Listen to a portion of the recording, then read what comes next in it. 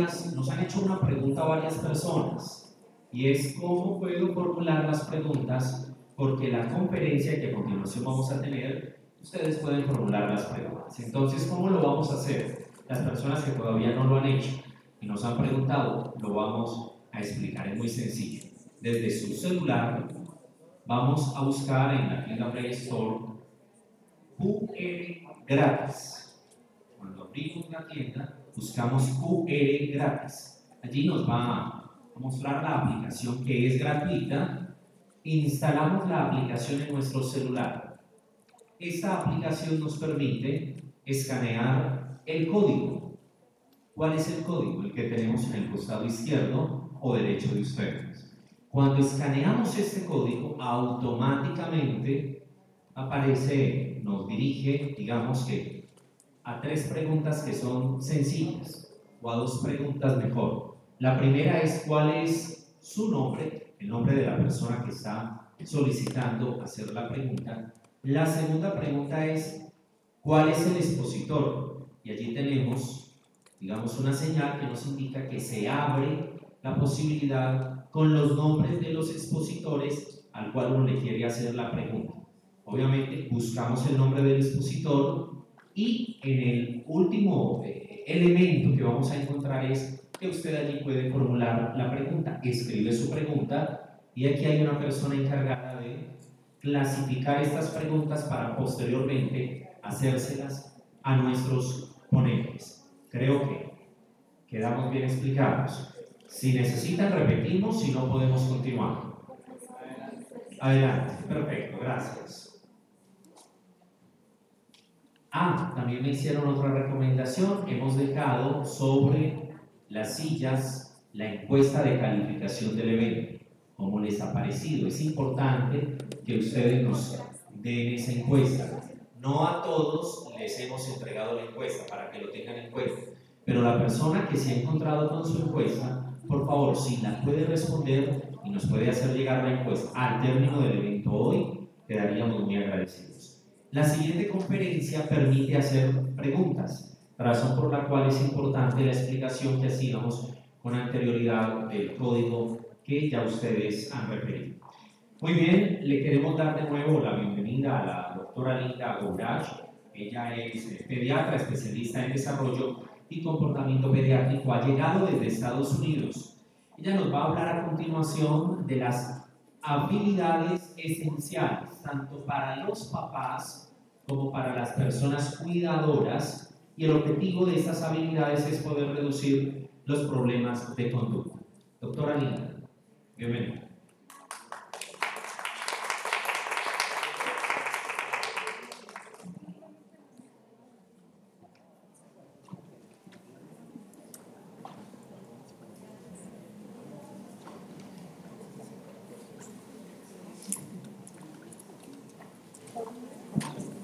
Thank you.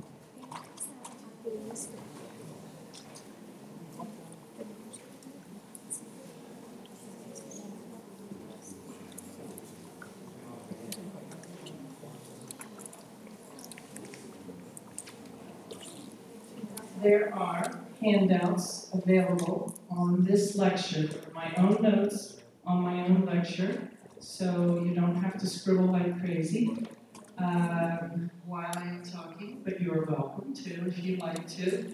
And there are some others, these are the titles of other handouts that are available on our website, and once again I'll give you the address.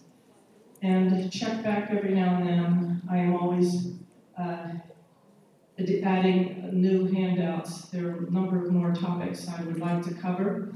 And if anyone is truly bilingual and would like to take some of the handouts that are available only in English on the download page, these are available on the Spanish page.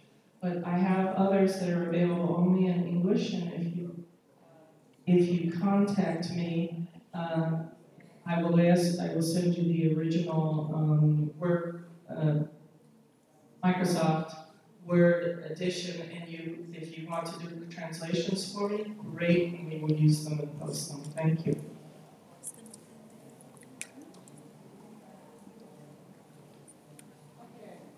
So what I'm I'm hoping to do today is to give you some tools to help you manage or prevent some of these common behavior problems in Prader Willi syndrome. Non-compliance, oppositionality, disruptive behaviors, crying, screaming, tantrums in general. And I'll say a few words about conflicts with siblings. I hope that's one of the handouts I hope to develop in more detail.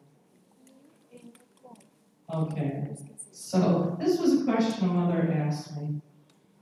¿Cómo puedo saber que es su SPWD? ¿Cómo puedo saber que no es solo un gángster de 6 años?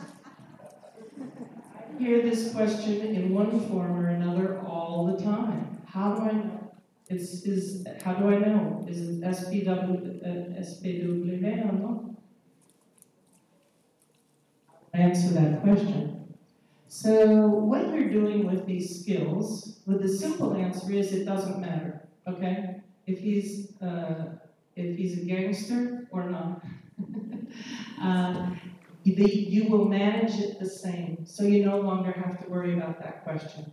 Okay? Whether he's behaving that way out of evil, okay, or if he's behaving that way because he cannot help it, it doesn't matter. The management is the same. I have seen that this is even true if the question is it her psychosis or her choice? And if you manage it the same, the important thing is that you are not going to reinforce the behavior and you are not going to escalate the child or the woman.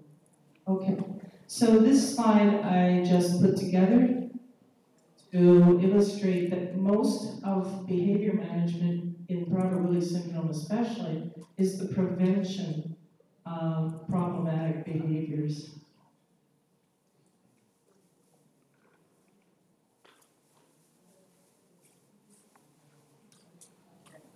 So even your response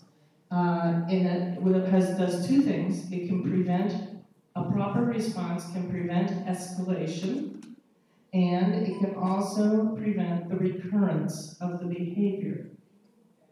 In the most simple way, you can say, all right, if my child is tantruming for a cookie, and I don't give him the cookie, but I stay calm and I don't scold, he won't escalate. But if I don't give him the cookie, he's not going to necessarily try that again. If I give him the cookie, I will teach him immediately that the way to get a cookie is to have a tantrum, right? That's the simplest scenario. So we like to use pyramids to show priorities, okay? So our behavior management pyramid for people with Prader Willi syndrome. What you're doing with this, with all these modalities, is to control the child's internal environment, his internal level of anxiety, which one of our tools is food security, right? So these are the levels. So the environmental support,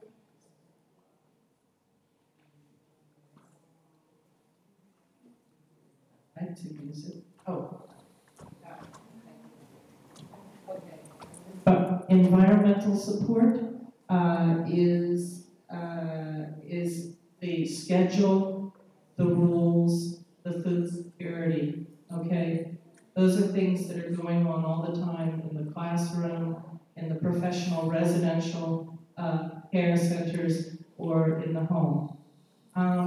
The second level is what I'm going to talk about today, and this is the maintenance of skills in family members and in professional caregivers. And this, I think, in looking at how group homes run in the USA and elsewhere, this is the hardest part to maintain, is to keep skilled people who understand how to interact with the person with Prader Willi syndrome. And I think everyone here has someone in your family that doesn't quite understand how to interact, and this causes problems. So for certain individuals do need specific plans. Plans, I think they're called plans of intervention for behavior, or behavior plans in English. And all of these things should be in place and fairly well done before we're thinking about medication. Okay? So even if a person has clear symptoms of a psychiatric disorder, you may have a great deal of difficulty getting things under control if you don't have these other modalities in place. So these lower ones are needed by everyone.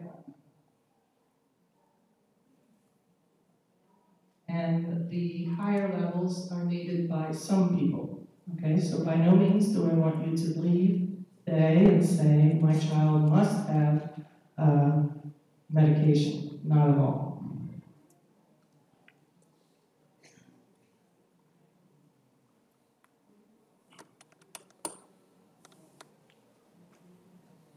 Okay, I call this, it's better in English, the behavior beach ball. Okay, just because it looks like a beach ball. But I just want to separate these specific skills. They interact with each other, so that when you are doing one, you are often doing another. And I'm going to go through them one by one. These are the skills that I have witnessed be by the very best parents and the very best caregivers. But I decided that they needed to be analyzed and broken down into pieces so that they could be taught to other people. Some people do this very naturally. It's the culture of their family. But for other people, it does not come naturally, okay? And I would count myself in the second group where I realized how important, how effective this is, and then it came much more naturally.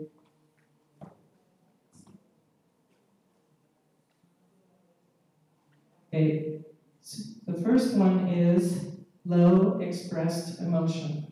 This has been studied formally in cases of schizophrenia, and it also appears in the bipolar disorder literature. It's hugely important for people with Prader Willi syndrome. They are incredibly sensitive. So this is my number one tool. If you can do nothing else, take this one home with you.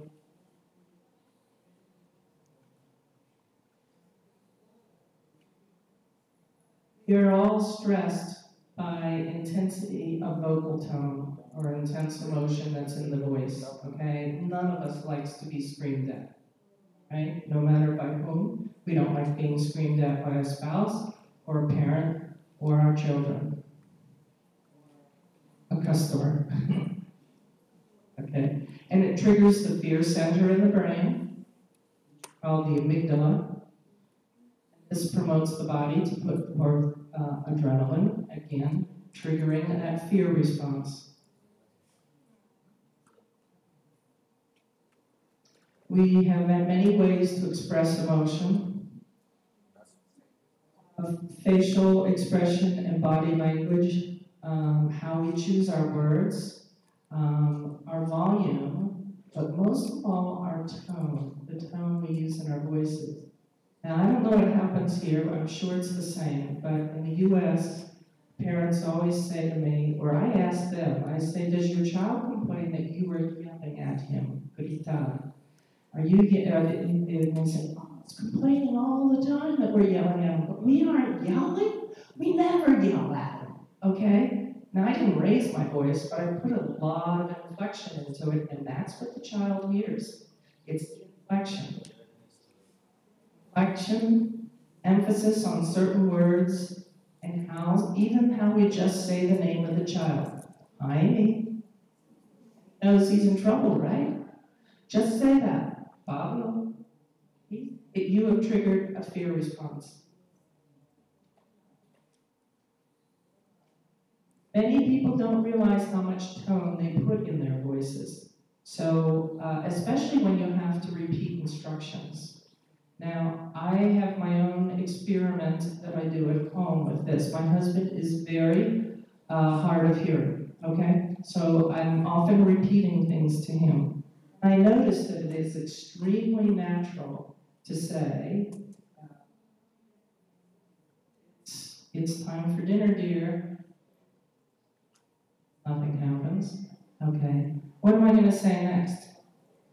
If I say, it's time for dinner, dear, sounds weird, sounds odd, okay? What's more normal is, I said, it's time for dinner. Okay, can you hear the tone? Imitating my tone for you. Okay, so I have practiced repeating instructions with the same matter-of-fact, unexcited tone. And it does sound weird.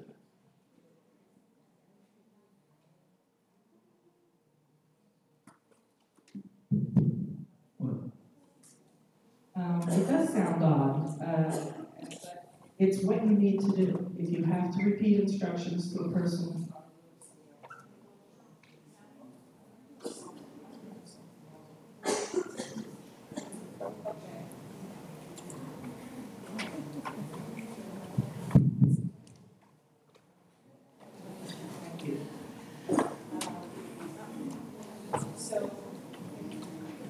Be especially careful of your tone when you have to repeat instructions, when you are redirecting the child from a bad behavior, from problematic behavior. When the child is escalating, your adrenaline will go up, and it will fountain your tone unless you make a deliberate effort to keep it calm, okay? And when you are annoyed, you're more likely to use it too. When you control your own tone, you are in charge of everything. All of the situation. Okay? So remember that one. Use it with your children, all of them. Use it with your spouse. Use it with your boss. Use it with your employees, and you will rule the world. The next task is one that I haven't heard a whole lot of conversation about in the Prader Willi world, but I am convinced that this skill is essential for avoiding a lot of problem behaviors, and again, in both Prader Willi children and in typical children. And this is help with switching tasks.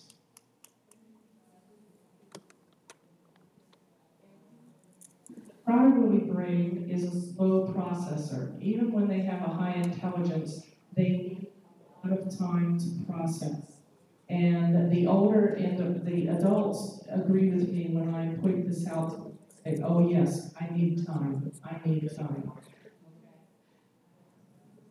They can only process one thing at a time. So if one parent is talking to the child, the other parent should not jump in. Only one person should talk at a time. And it is very difficult if they are doing something else and you want them to change to something else, to change tasks. You have to give them help and you have to give them time. Task switching is something that we do effortlessly, almost effortlessly, or effortlessly, so much so that we aren't even aware that we're doing it. In fact, they've done research that shows that when we're doing all this multitasking that we're always doing, okay, we are actually rapidly switching our attention from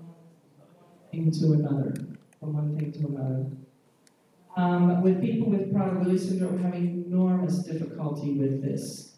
And as a result, they appear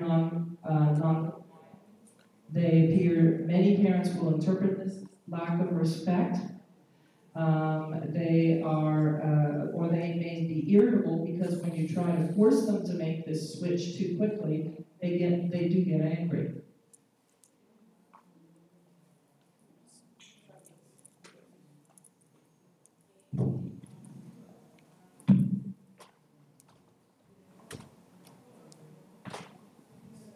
So they need time. Is that coming through? Hello.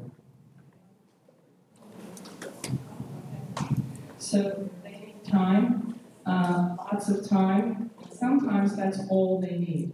Okay? How much time do they need? Sometimes something like 8 or 10 seconds to respond. So think about this. You ask someone to turn off the television or turn off the iPad, okay? And then you wait.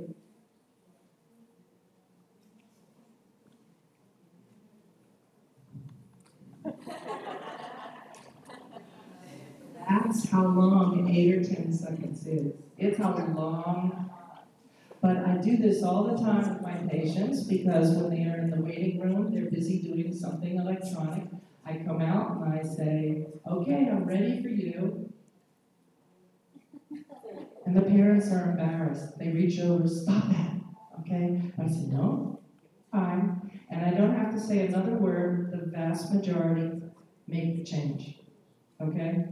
So all they need is time. What happens typically is the parent makes another request within 1 or 2 seconds, and that request is with high expressed emotion. I said, turn that off. Okay? And now you have a screaming kid. For sure. All right. I'm going to go through this in a bit of detail. Begin with a request in an agreeable tone, and this agreeable tone is necessary even if you think that they ought to know that it's time to do something. Okay? Forget that. So it's irrelevant. They always lose track of time. They have no sense of time. You've noticed this. Okay?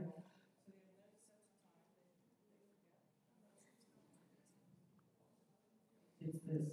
Okay. So you make your request in an agreeable, optimistic tone, like you expect a good response. But wait, give them 8 seconds. And then don't be surprised if you need to repeat it. Okay, this is really important. Expect to repeat your request after 8 or 10 seconds.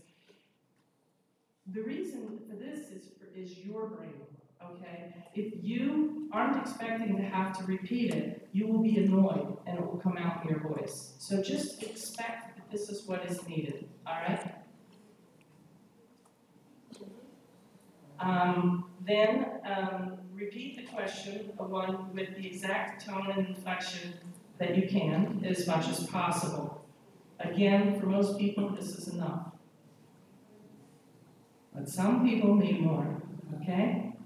Especially when a child is doing something that is a preferred activity, something he loves to do, something that he finds extremely engaging. For many children, this is the electronics, okay? So when I have a child who's into the electronics, I just say, well, okay, bring your toy into my office.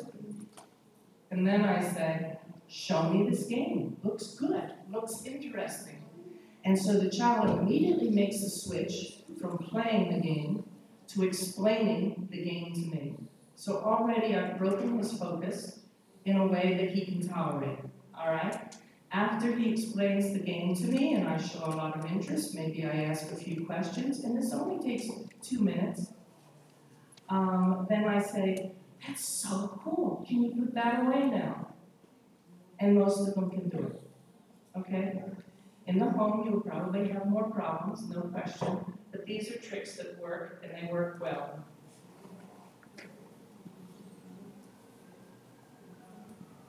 After the child does what you want him to do, you can praise him enthusiastically. If he's done it immediately, maybe a little less enthusiastically, if not.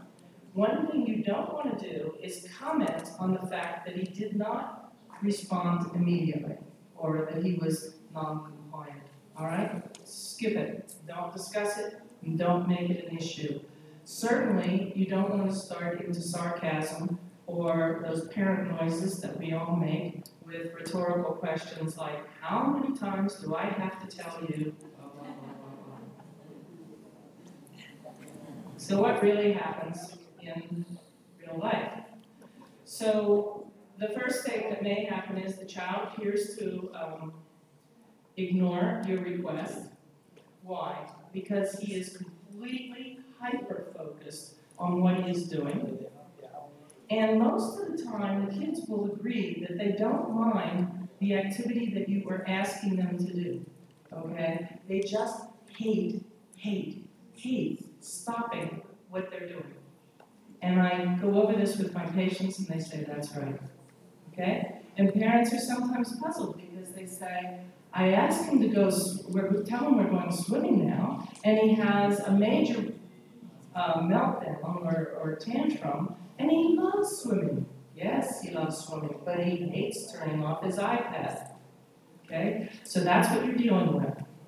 Now, sometimes the child does escalate immediately, and he starts protesting and complaining and arguing. What's going on here? Again, forget the theory that this is disrespect. Okay? It's not. It's still a cognitive executive function issue. But your very reasonable request is actually a source of stress for him. If you watch these kids while they are trying to change their focus, they actually look stressed, sometimes extremely stressed. So,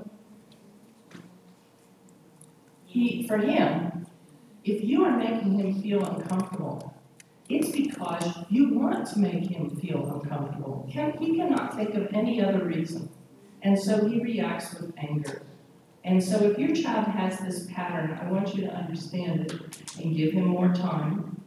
Parents do give warnings, 5 more minutes. Nothing wrong with that, okay? The problem is that in 5 minutes, he is completely refocused and hyper-focused on what he was doing. So don't get impatient because he ignored your warning. You actually have to break his focus the same. The warning may make it a little less of a shock to him that it's time to change focus.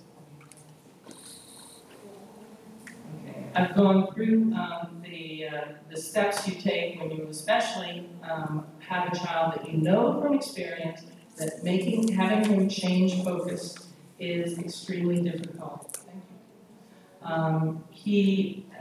And so from your own experience, you'll know which activities are difficult for him to let go of. And you have to stop and shift your focus from what you want him to do to what he is doing, okay? And that actually, you'll find, is a little hard. Sometimes you're in such a hurry that you don't stop and look at the child and look at what he's doing. But that is what you have to do. And if you have difficulty doing that, that is what you're asking the child to do. Switch his focus, okay? Use the positive, optimistic tone. Be careful of how you word things or use words. And remember that if you start making threats, if you don't hurry up, you'll be late for school. If you don't stop that, you're going to lose your electronics. All you do is increase his anxiety. I have other ways of managing behavior. All you do is increase his anxiety when you make threats or talk about punishments. Other skills. If you are ignored, move in close, put your hand on his shoulder, and stand there. And he knows, okay, she's not going away, all right? Again, most of the time, just giving him time, he can do it. It's just your presence there tells him that you are not going away. You know what we parents do? Those of you who have typical kids at home, you do it all the time, I'm sure, I did it. You tell your children to do something, then you go back to something that you were doing, and they go, just a minute, un momento, and then 20 minutes goes by, and then you remember, now they didn't do what I told them to do, and you're angry, okay? So we actually teach our children that if they ask for more time or if they delay, then they'll get extra time. So when you're talking to any of your children, move in close and use your body to let them know this really is it. Okay? This is the time, this is when it's going to happen, and I'm not going to go back to cooking dinner until it happens. Okay? You have to do it, and you have to do it for your typical kids. We parents, you parents from this generation are being blindsided by the electronics. okay, and the distractions. And the children, I think, are suffering too because we are distracted too by our phones and our computers. Okay. Now, if the child starts to object or escalate, argue, just ignore the arguments and act as though he said, okay. Now, this is a really funny thing to do, but it works. I had a young man who I came in to examine him in the examining room, and he said, oh, I can't let a woman examine me, okay? And if I had said, well, I have to examine you, I'm the doctor, I would have lost that game, okay? Big loss. Instead, I said to him, what do you do at home? Where are you from? What do you like to do? I just started asking him questions. I chatted him up. And then after a few minutes, I said, can I listen to your heart now?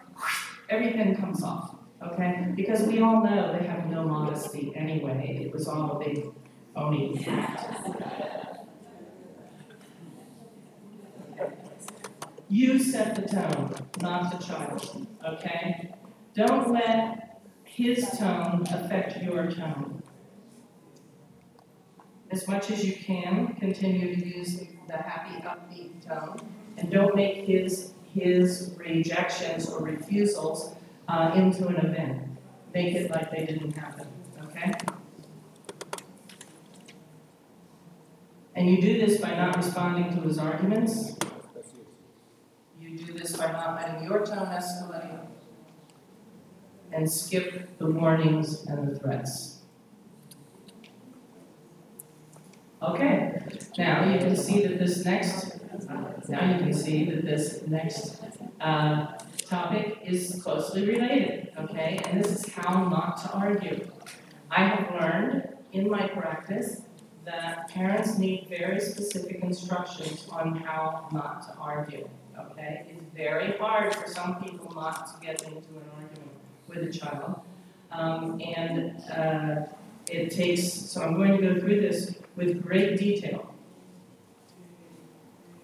Okay, what is arguing? It's point, counterpoint. He makes a point, you make a counterpoint. The problem with arguing is that you validate arguing by responding to his argument. And it pulls you, we say, off message, pulls you off message, and you empower the child, not yourself, by letting him establish the agenda. Even if you win the argument, you have lost your authority by arguing, okay? This is true in many situations, not just with Prader Willi children, okay? The hardest part of not arguing is letting some statement that they make, which is completely ridiculous or easy to refute, go by without comment. I like to say to parents, you stand there and this slow, easy pitch comes in and you know you could hit it out of the park, keep the bat on your shoulder, okay? I used to coach softball. All right, arguing sounds like this. Ven a ayudarme a coger la caca del perro en el patio. Siempre recoge la caca del perro. Nunca le preguntas a Jaime. Jaime lo hizo las semanas pasadas. Casi nunca tienes que hacerlo. Jaime nunca lo hace. Siempre tengo que hacerlo. Eres tú que quería un perro. Tú dijiste, etc. Okay, you get the idea. The parent is escalating, okay? The parent is arguing. So the yellow balloons show the child makes an argument. He gives a reason why he shouldn't have to do it. Nunca le preguntas a Jaime. And then Jaime, the parent falls into the trap, okay? This is the trap. He said something that is not true, and the parent tries to point that out. And this is a mistake, okay? And once the parent starts arguing, oh, wow. Yeah. Huh. Okay. Okay, once the parent starts arguing, then the child continues to argue, okay? And now, in the orange, the parent is actually escalating, and now he's escalated the child who is starting to completely lose it, as we say. Okay? So this is how not to do it. This is how it sounds when you do it right. Por favor, ven a ayudarme a recoger la caca de perro en el patio. Siempre recojo la caca, etc. ¿Quieres recoger o sostener la bolsa? Okay? Change the subject. Don't respond to the argument. ¿Por qué tengo que hacerlo? He's not going to fall for it right away, right? Okay? Vamos a hacerlo para que pueda darte tu estrella por la tarde. Now, this is a good example of the parent using a behavior plan to help move the child along. This is how you use behavior plans. It's not just a chart on the wall. All right, I admit that the child may still be somewhat uncorrect, stays upbeat and ignores the child's protestations. How can you argue with this? All right, he cannot argue with this. And so he gives up. He's much more likely to give up sooner. All right? Another reason you don't argue with people with Prader Willi syndrome, you'll know this is true as soon as I say it. They are not limited by the facts, and they are not limited by logic. Right? They don't need facts, they don't use facts, and they don't use logic, especially when they are upset. Okay? All right, I don't know why that's there. All right. The next skill to have is, I've referenced this, or it's come up already in my examples, but it's low attention to the wrong behavior or to negative behaviors, all right? So I've already told you, don't comment on the non-compliance, all right? Don't comment on the argument. Now, this topic, one of the problems is that parents are often told by psychologists and other behavioral people, oh, just ignore the behavior, okay? Well, I'm sorry, that's not enough information, all right? You have to tell the parent what to do while they are ignoring the behavior. And I'm just giving you some examples of that, all right? So, people have a tendency also to blame all negative behaviors on attention seeking attention. I want to say something about Prader Willi syndrome. It is true that they do have attention-seeking behaviors, but most of these behaviors do not begin as attention-seeking, but they are reinforced very strongly by attention. Okay, so I made an illustration. I hope it's not too. Yeah, there's the kid with the smile. Okay, so if you look at this just graphic, start at the top, and you have an unexpected stimulus which actually shocks or disappoints the child. There's a disappointment, there's some uncertainty, there's a change in plans, and there's a stress reaction. And this stress reaction is what comes out as yelling, crying, tantruming in some form or another. Okay, that happens so fast, right? There's almost nothing you can do to stop it. It's just going to happen. However, how you respond will either reinforce it.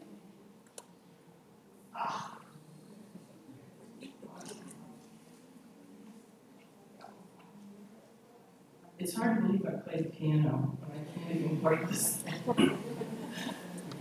Okay.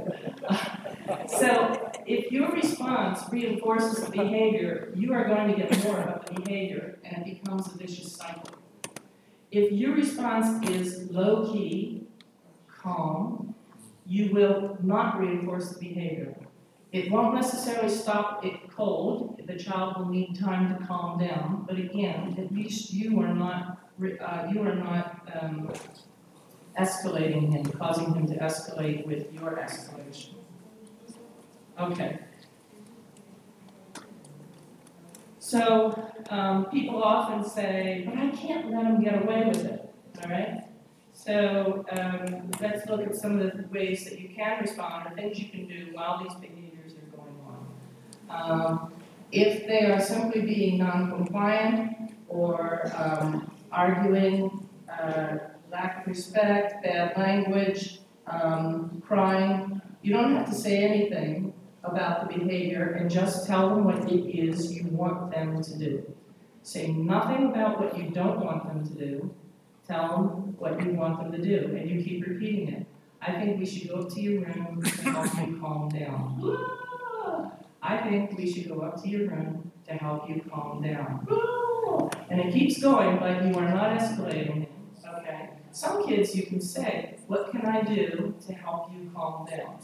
All right? So you can, but important is that you don't make comments on that actual behavior.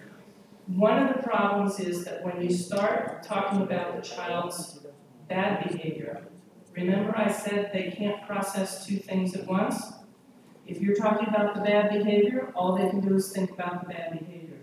If you're talking about what you want them to do, they are much more likely to be able to focus on that and do it. Okay? Now, sometimes things get into destruction of property, verbal aggression, or even physical aggression. Okay? Especially parents will overreact when the physical aggression is toward a younger child. Well, this is very common in all kinds of kids. And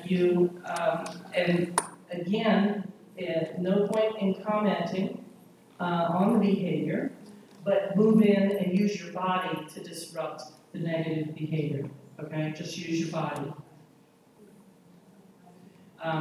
That doesn't mean that you will get aggressive with the child, rather you get between the child and whatever he's trying to destroy or injure.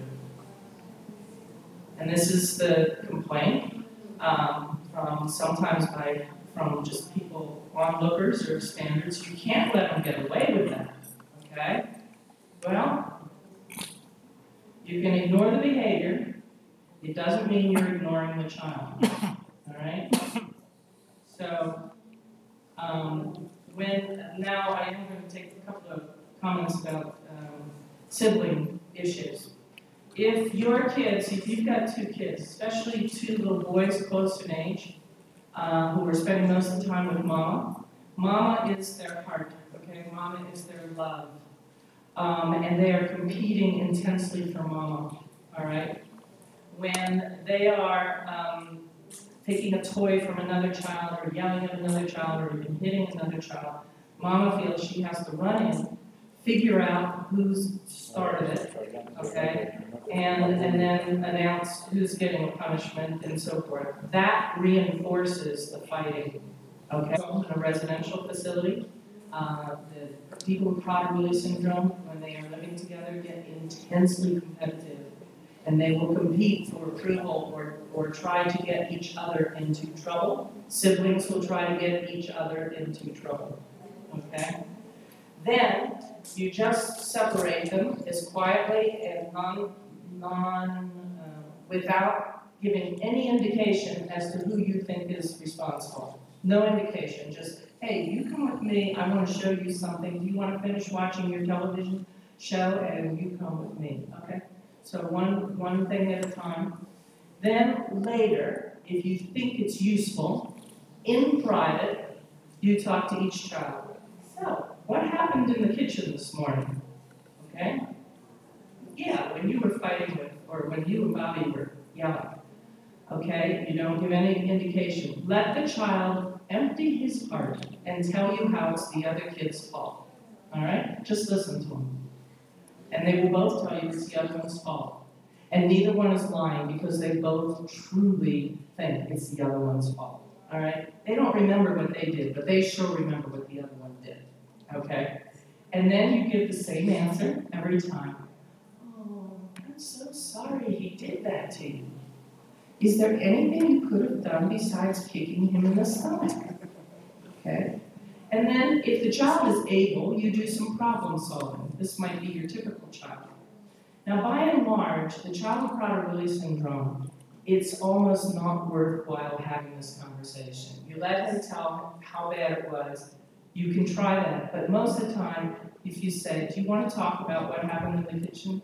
Most of the time, after a little while, and after you've done this for a while, and the children realize they are not going to be able to get each other into trouble, okay? They are never going to see you scold the other child.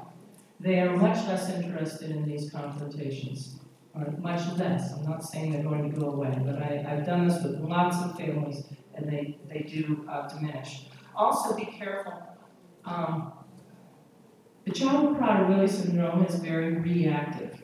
So a younger sibling, usually, an older sibling will just ignore it and stay clear most of the time. But a younger sibling will often feel empowered by being able to provoke the kid with Prader Willi syndrome, and then, feel very powerful, and mom loves me best, and lots of things that reinforce that behavior. And so this little scenario, if you do this little dance with your kids, you will eliminate that reward for provoking his brother. Because remember, they're very sly at doing it. Okay, they can do it with just a look or a little word or a tone, and then the Prader Willi child is screaming, and it's very easy to come running in and blame the Prader Willi child.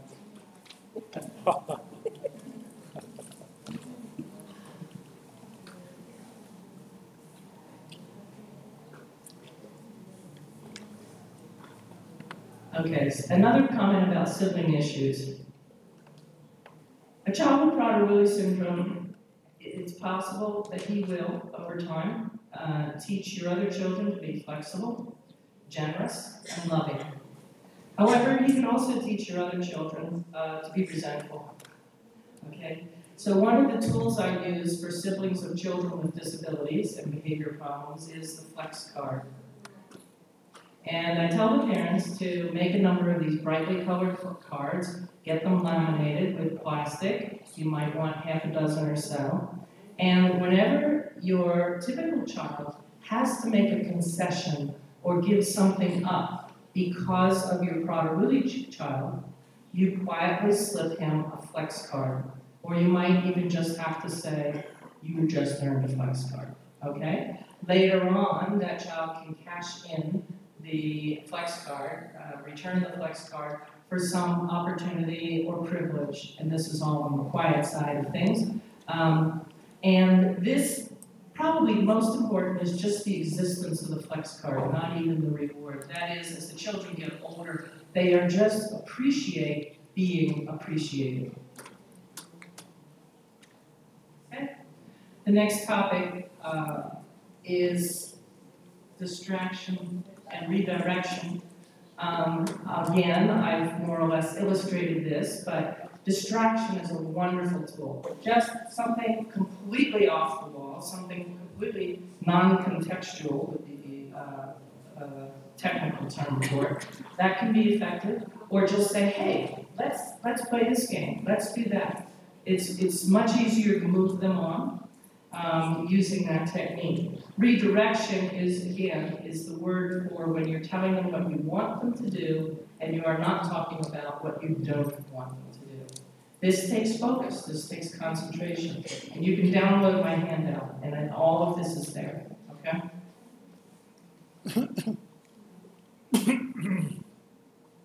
Okay. These are some things that you don't want to do.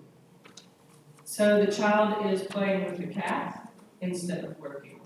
And you say, leave the cat alone. And the child says, I wasn't touching the cat, all right? And the child and the parent says, yes, you were. You never listen. You're always bothering the cat, all right? Immediately you can see the mistakes that this parent is making. The parent is talking about what he doesn't want the child to do. He's still talking about bothering the cat, all right? Also, the parent is arguing with the child on the facts of the matter. Yes, you are touching the cat, okay? And the father is speaking, again, of the behavior that, and then the father brings up, or the parent brings up, behavior in the past. This is a waste of time and very counterproductive. So the child has something to argue with. For every point that the parent makes, the child will make another point that is perfectly ridiculous, but the argument keeps going.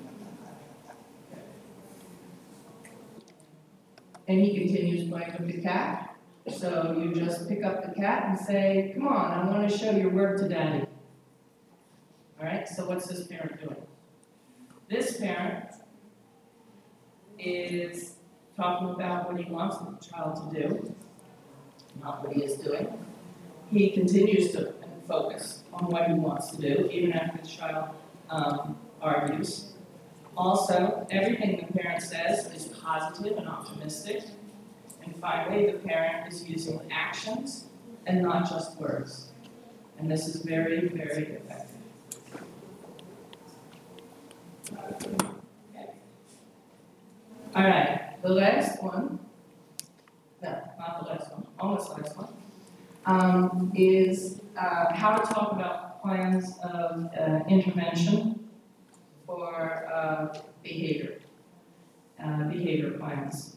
Now, there's a whole different lecture on behavior plans. I'm not going into how to structure them, but many of them fail because people don't know how to use them when there are problem behaviors. And the way we use them is to talk optimistically about what the child is working toward and what he can earn.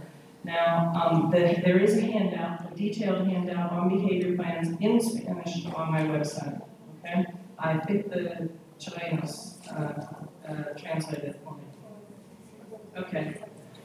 A behavior plan makes a huge, huge difference, and it doesn't have to be terribly complicated. But a behavior plan can turn the parent into the punisher or the scolder and put the parent on the child's side as a cheerleader.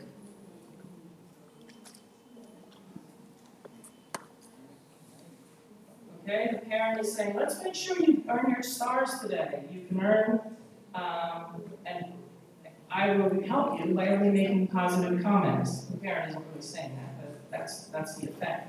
At the same time, the child is saying, I do better when I am thinking of happy things and which change the chemicals in my brain and make me less reactive. And that is a fact, okay? Remember, I don't know, the story of Peter Pan? They say, think happy thoughts. It really does change the chemicals in your brain.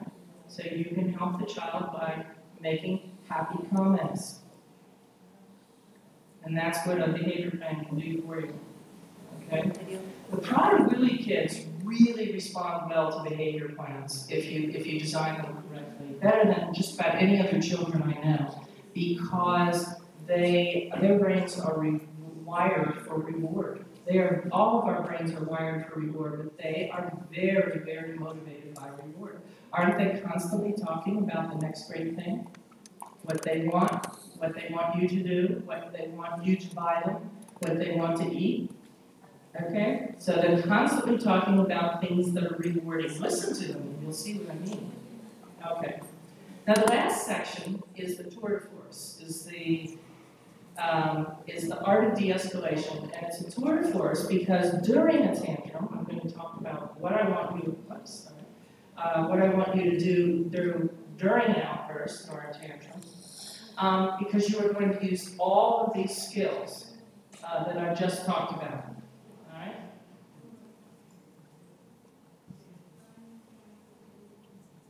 The art of de-escalation.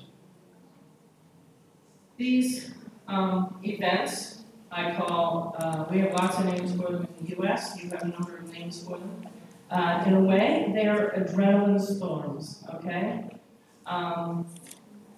The child appears overwhelmed or furious.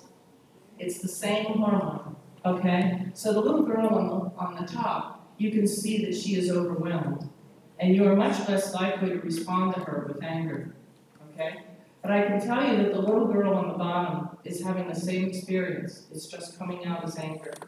And we have to respond in the same manner, independent of the appearance of their emotions. All right. So there's kind of a theoretical anatomy of a tantrum. There is an escalation, which may be very short and almost instantaneous. There is a peak, And then there is some time when there is some de-escalation, or they are no longer at their peak, they're starting to calm. Okay? The shape of the tantrum can be anything, so I just wanted you to see these different curves. And you may notice that your child has very typical pattern, okay, in how they deal with stress. So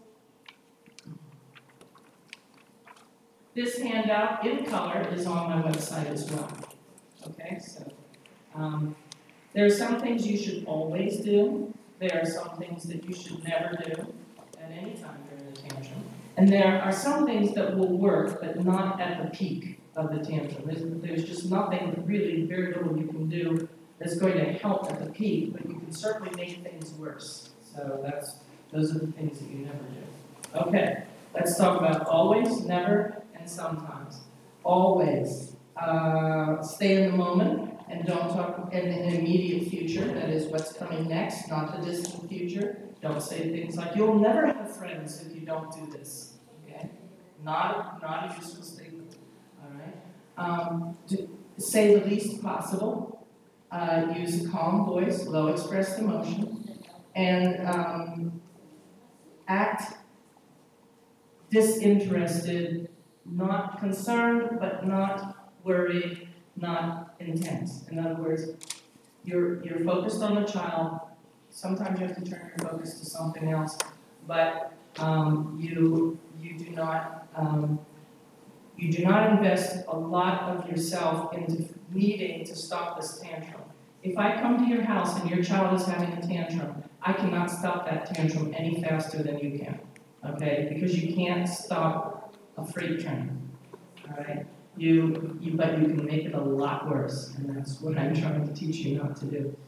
Okay, what you never do, you never give in on account of a tantrum. You don't bribe, you don't argue, don't try to reason, make threats, talk about the distant past, like you never listen to me, you always play a bother the cat, that's distant, that's past, talking about the past. Say how desperate you are. This is tough because sometimes you are desperate. Please put your clothes on. We've got to leave the store. Okay? So, but in fact, that will tend to augment the behavior. No talking around what he's doing and how much he is inconveniencing you and other people. That is a completely fruitless comment in my experience. All right? And try not to show shock or anger. Okay, if you'll have to fake it. Okay, this is an act. All right, you'll all get an Oscar. Okay. Sometimes you can start using your voice to calm the child. This is when the child is less at the peak. Okay, most of the time when they're at their peak, what you say only irritates them. But if they're starting to calm, sometimes you can say things to help them calm. You can redirect, you can distract, and you can remind them of the next cool thing that you're going to do that day, or how they can start working for something else that they're interested in, like a reward. Okay? If the child has, for some reason, depending on his behavior plan, lost some reward, now is not the time to discuss it. That comes later. Gracias.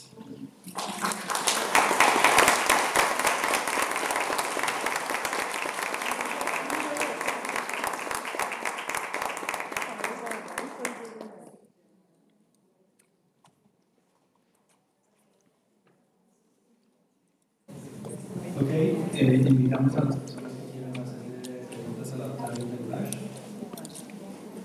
Por favor, levanten la mano. Quienes estén interesados.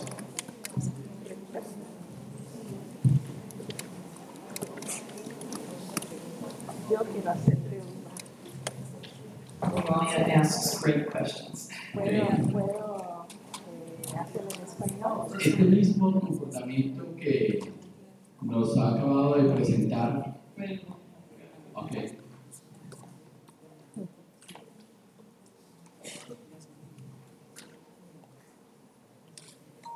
Yes. Estas mismas ayudas o herramientas que tenemos, que tienen los cuidadores o las familias con Prader Willi, es el mismo modelo que deben tener los médicos tratantes y los que vemos Prader Willi? Yes. Great question, thank you.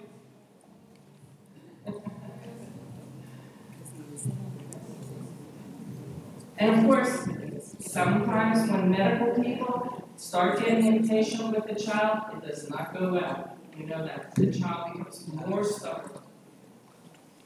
Okay?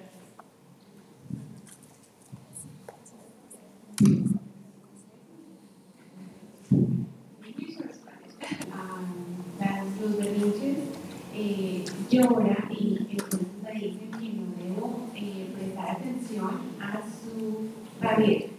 Entonces la dejo en un cuarto y me alejo para dejar que se calme. Esto pasa, ella cuando se calma ya no estoy llorando, salgo, pero vuelve otra vez a pasar, otra vez tenemos que volver y quedamos en esto por mucho tiempo. Esa es la forma de hacerlo, esa es mi primera pregunta. Y la segunda es más acerca de los hermanos, pero espero que conteste la primera. Okay, great. I can't listen to my answer. The question here is, what is triggering the tantrums? Okay, so we have to try to prevent these. That may be the best way to handle them during a tantrum that you just described. It's also possible that she will calm down a little faster if you say, I will be with you in your room, but I won't be talking to you while you calm down. Okay? So some kids don't like being in their room alone. They feel that they are being punished. Okay? And I don't like sending kids to their room as a punishment until I can make it clear to them that the room is a place they're going to go to calm down. And I use some other consequences if I'm going to use consequences. I don't use a lot of consequences because they just don't work very well in Prader Willi syndrome. Okay? But yes, you can experiment and you can be with her. You say, I will sit with you in your room. But you might sit, you might read, but you just be with her. And you say you are not being punished, okay? And see if that works better. It may work better. And then the other question is, what's triggering these tantrums? And remember, it's going to be uncertainty, disappointment, high expressed emotion, okay? And people with Prader Willi syndrome are exquisitely sensitive to whether or not things are fair, okay? It becomes annoying, I know, and sometimes you just can't make things fair. But don't let them make you change your plans because things aren't fair, because once you start doing that, they start controlling the family. Okay. And that includes when the sibling gets to go out with his friends for pizza, or the sibling, gets to do things that the child with Prader Willi can't do. That is. You have to start to invent things that they can do because they have Prader Willi that the other kids don't do. This becomes a problem when they're a little older. But be very careful when the kids are small and you can treat them pretty much the same and parents feel real good about that. I'm treating both my children the same even though my child is Prader Willi. Don't do it. That is, don't talk about fair, think that things are fair. Don't let that word, whatever it is in Spanish, come into your house. Okay, igual. Don't let that become the rule of your home, because as the other children get older, the difference in our expectations and in their opportunities are going to change. And the younger children are going to pass by your child with Prader Willi. They're going to learn to drive. They're going to go to sleepovers. They're going to do things. So get rid of the idea that things have to be equal. So what I tell parents is, everyone has rules, but not everyone has the same rules. So they are equal in that they both have to follow the rules, but you have different rules. Okay, any other questions? Tenemos pregunta de Karen Espejo. Dice, mi paciente ha recibido desde los 5 años terapia basada en la metodología ABA. Ahora tiene 11 años y continúa recibiendo terapias para reducir alteraciones de tipo comportamental y han reducido significativamente. Quiero saber hasta qué edad es recomendable que las personas con Prader Willi Reciben terapias psicológicas, terapias ocupacionales, fisioterapia y fonoaudiología. Usually as long as you can get the funding for it. And you have the time to go and take them there. Yes. Also, I'm assuming that the child is not going out for therapy and then coming home, but the therapist is coming to the home? No,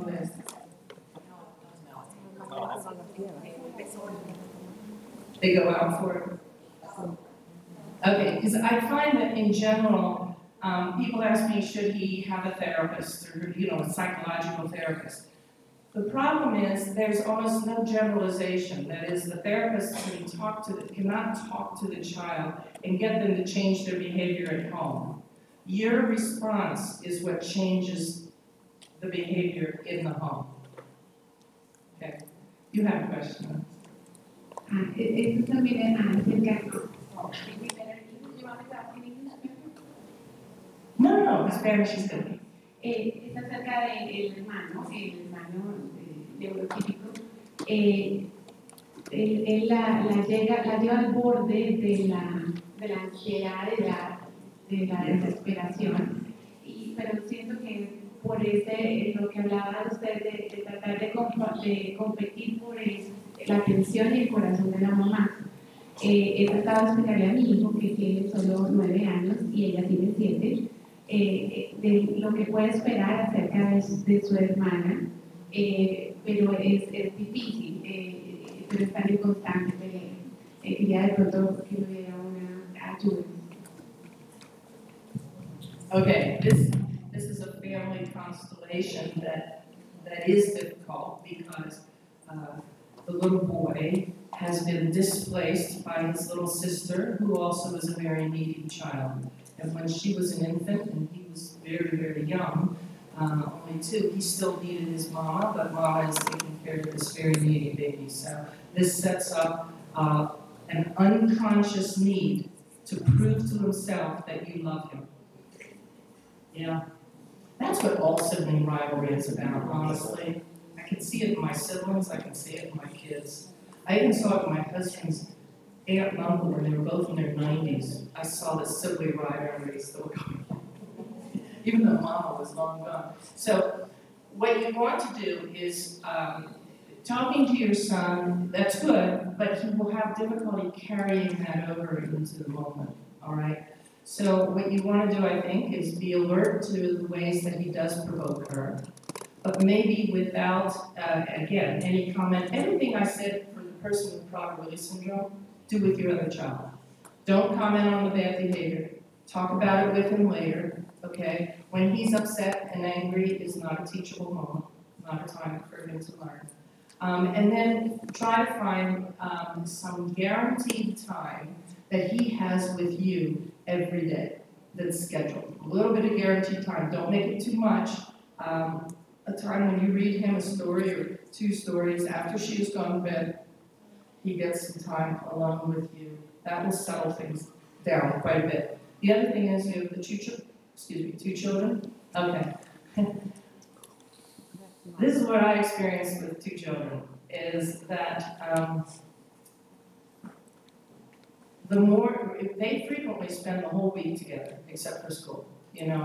Mama takes the children while Dad goes and gets some things done, runs errands, gets some work done, and the 2 children are with Mama. And then Mama gives both children to Dad so she can get some things done, okay? And so if you think about it, your 2 children are locked together all week long, with the exception of going to school.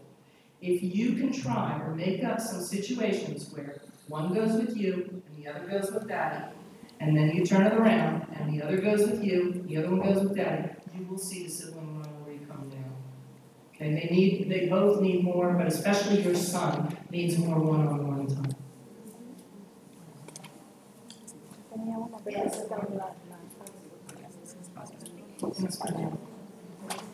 Sí.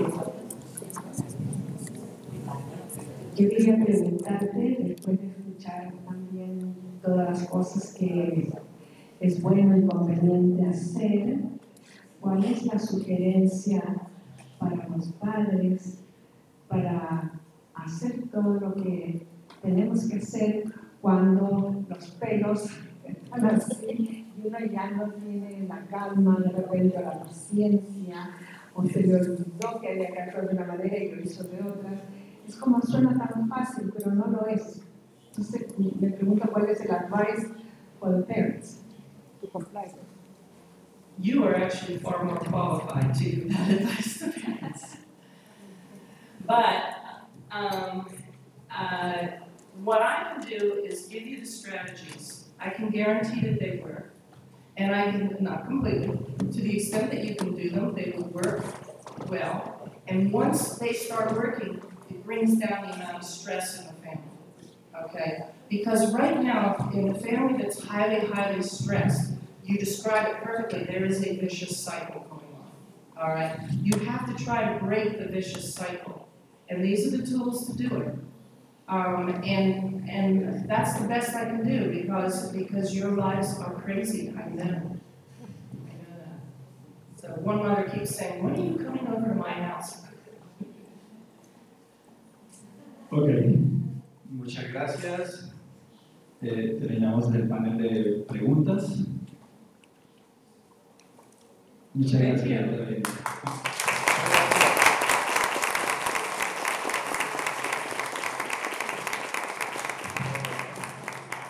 Gracias a la doctora Linda por su compañía. Mañana entonces, las recomendaciones están a las 8 de la mañana. ¿Dónde?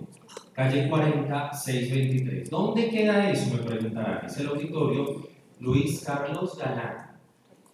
¿Cómo lo ubicamos? Es fácil, por toda la carrera séptima, pasando el Parque Nacional, sentido sur-norte, pasando el Parque Nacional.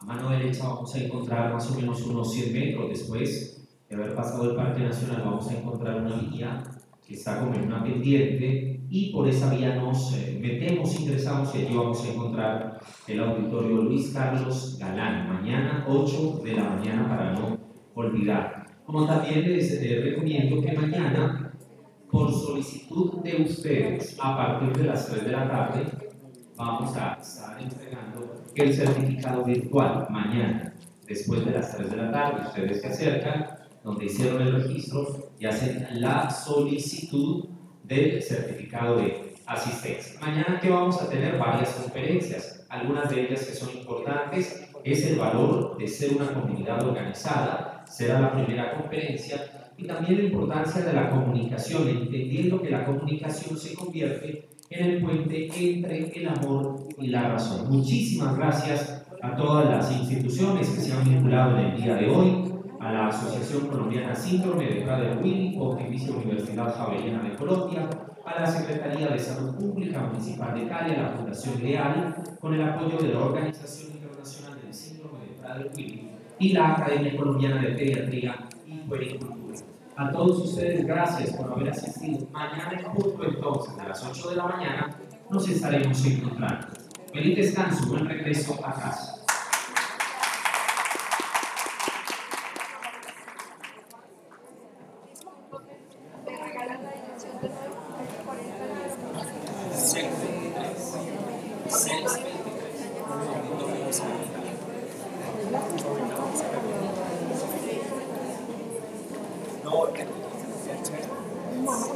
Calle 40, número 623. Calle